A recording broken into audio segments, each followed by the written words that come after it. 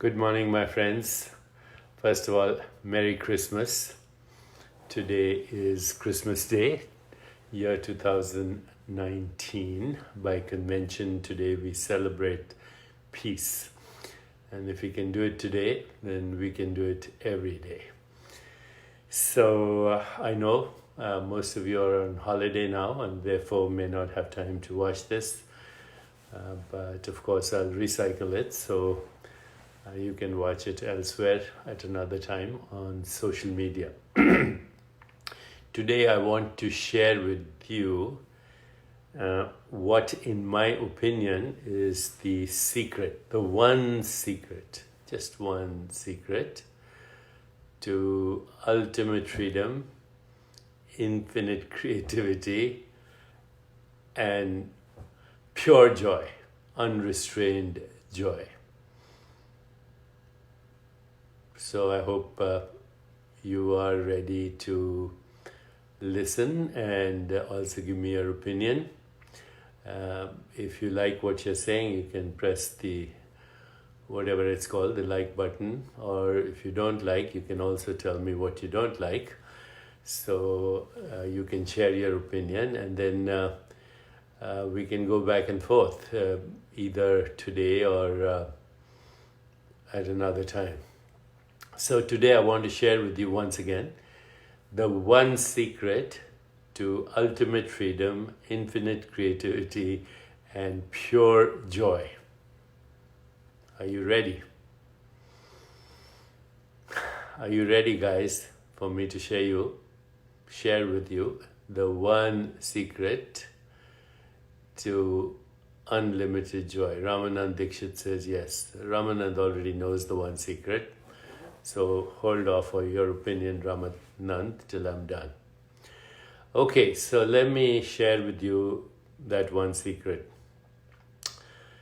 So when I was about 17 years old and I had just entered medical school, one day a friend and I went to the local cinema in Safdarjung, which was close to my medical school, All India Institute of Medical Sciences. And we went to see this Bollywood movie.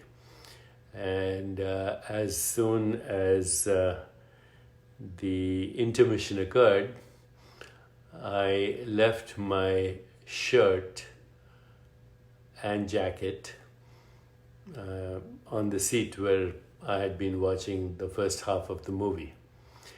And then I went to the restroom. When I came back, somebody was already sitting in the seat that I had been using to watch the movie. So I said to this gentleman, I said, "Excuse me, sir, that's my seat." And he says, "What makes you say that it's your seat?" I said, I left my shirt and my jacket over there before I went to the restroom.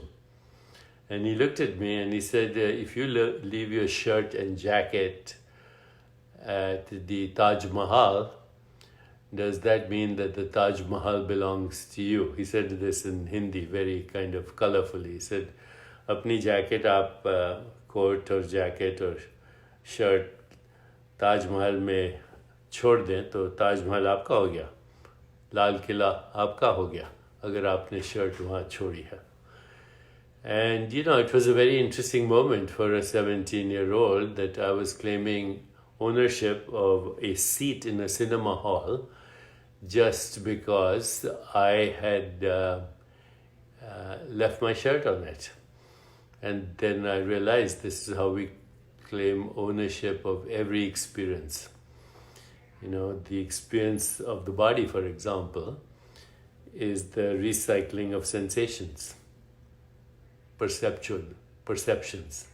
And no experience that you have is uniquely yours. So, if you say there is pain, or I am having the experience of pain, you automatically assume that the pain belongs to you, or the pleasure belongs to you. That every emotion experienced or recycling through you belongs to you. This is my pain. This is my pleasure. This is my shirt. This is my body. This is my opinion. This is my religion. This is my country. This is my flag. This is my favorite song. This is my favorite food. This is my favorite brand of coffee. So here we are. We're claiming ownership of experiences that are never personal. Pain is not personal. It's universal. Pleasure is not personal, it's universal. The experience of the color red or the taste of red wine, whether you like it or not, is not personal. It is an experience. And so what is happening all the time is consciousness, which is the source of all experience, is also the generator of all experience. So consciousness generates experience by modifying itself as sensations, images, feelings, and thoughts and perceptions. But if we were to use one word for all experience, we would say sensation, because that's the most solid of all experiences. Sensation. I can sense my body even if my eyes are closed, or even if I'm not touching it, I can sense the sensations in my body. I can sense the sensation that I ultimately end up calling a watch. I can sense the sensation of touching the computer or the screen. So sensation is the fundamental experience, and every other perceptual activity is a modified sensation or a version of that sensation. When you see colors, forms, and shapes, you're sensing light. So your retina, your eyes are actually touching light. When you taste or smell something, that's a sensation also of subtle touch. You're touching an experience. You're being touched by an experience you call taste or smell. Okay, and when you are emotionally moved by someone, you say, I was so touched by your words. See, all experience is sensation. It's generated in consciousness, it's known in consciousness, it's experienced in consciousness, and it's a modified form of consciousness, and it's not personal. In fact, next time you have a thought, ask yourself, is it mine, or is it just recycling through me? So the more you observe experience without taking ownership of it, the more freedom you find from what is usually called karma. Karma is nothing but taking ownership of an experience. My thoughts, my chocolate ice cream, my body, etc. But the I feeling that generates the experience, the I feeling that generates experience is universal. I am is the universal experience in here, over there, everywhere. Every sentient being has an I feeling. In fact, even the experience of sentience occurs in the I feeling. Universal, not personal. Therefore, all experience, which is in the form of qualia simply means quality of experience, qualia. All experience generates qualia, and qualia are universal. The color red doesn't belong to anyone. It's there. Okay. So the taste of a strawberry doesn't belong to anyone. It's there. And different species experience it differently. And even different humans experience it in unique ways. Liking, not liking, being indifferent, etc. So once you recognize that all experience of the physical world is also not personal, your body is the recycling atoms and molecules that pervade the entire universe. Your body is the recycling of atoms and molecules that pervade the entire universe. They recycle through rocks, through plants, through animals, through junkyards, through toilets, and so on. And then as they're recycling through you, you say, they're mine. Okay. Who's the I that is claiming ownership to this? Similarly, sensations or qualia recycle universally through every sentient being. The biological organism, in fact, is just the recycling of experiences. And once the I feeling, which is universal, identifies selectively with these experiences, it says they're mine. It takes ownership. But you know that ownership comes with issues.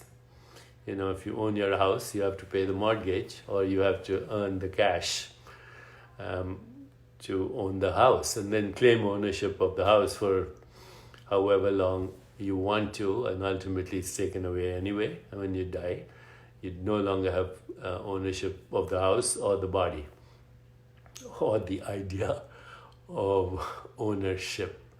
So you see, ownership comes with a price, whether it's the ownership of a house or it's the ownership of an opinion. Once you own an opinion, then you're forced to defend it.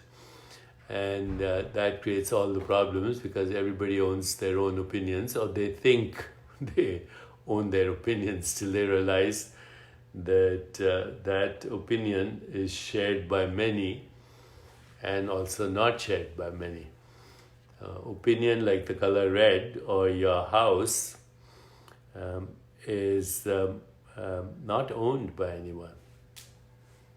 And one day you'll have to leave it all, as Ramanand Dixit is saying right now. Leave it.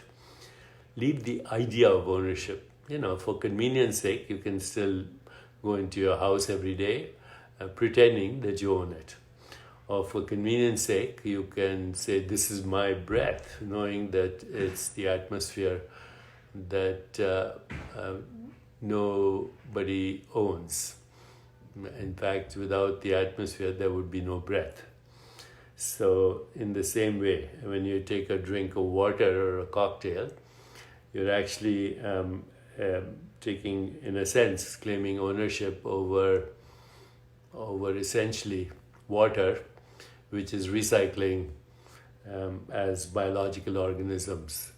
So water, earth, air, stardust, wind, particles, atoms, force fields, and other human constructs are constantly recycling to give you the experience of a person.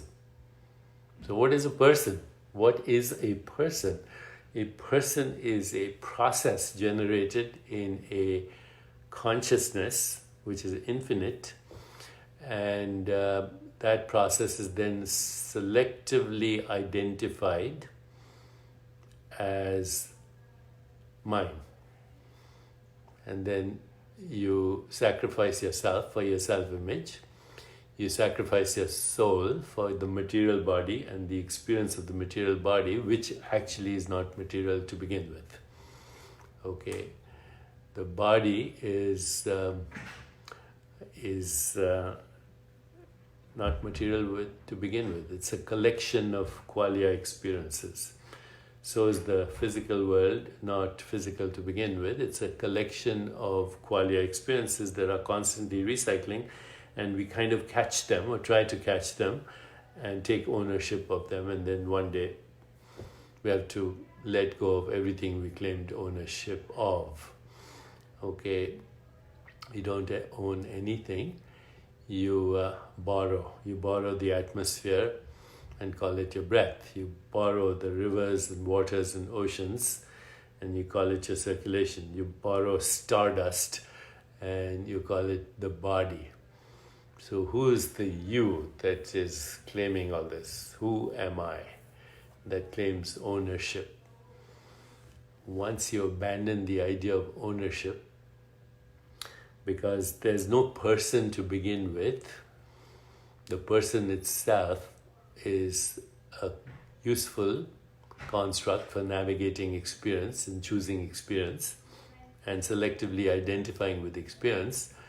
But in the deeper reality, if there is no person, then the experiences that that person is having are also not personal. No experience is personal, and no entity is personal. Everything that we call an entity is the entire universe localized right this moment as this body-mind experience. So the localization or the creation of time and space as experiences are identifying with the person and then identifying with experiences that are in fact entangled with this entity, this changing process, which we call a person. You want liberation? Pretend to own the entire universe, knowing that you don't own anything. Pretend to own the entire universe. And slowly, those provisional identities will start to loosen their hold, till ultimately you'll realize that I am the infinite being. I am is the infinite being having a localized experience. In this case, the experience is called Deepak Chopra. It's a transient, ephemeral, evanescent, changing, ungraspable experience. The only continuity to it is the presence of being, and being is not a person. The person is a process in being. You are not a person. And by the way, you're never the same person, ever. You're not the same person you were 10 years ago or even yesterday. But you're the same being. The same being is recycling as experiences, and ownership of these experiences, or claimed ownership of these experiences, gives the experience of subject, object, space, time, and everything in between. Because all experience is by contrast. All experience is by contrast. Up versus down. Pleasure versus pain. Next time you have pain, observe the pain and don't take ownership of it. And soon you'll realize that the pain is engulfed by the ocean of awareness, and the ocean of awareness is infinite, and the pain is a little island in that ocean of awareness. And if you just shift your attention from the island of sensation to the ocean, the pain drowns. The pain drowns and is absorbed in the ocean of awareness, because awareness cannot be squeezed into the volume of a body or the span of a lifetime. Awareness. So be like the sky and not the clouds. The clouds drifting across the sky are changing experiences in the form of sensations, perceptions, images, feelings, and thoughts. They're not you. They're drifting across the field of awareness. Awareness is like the infinite sky. Shift your identity from the clouds and become the sky. In that is infinite freedom, also infinite creativity, because you're not bound by the past. You're not karmically frozen. And you're not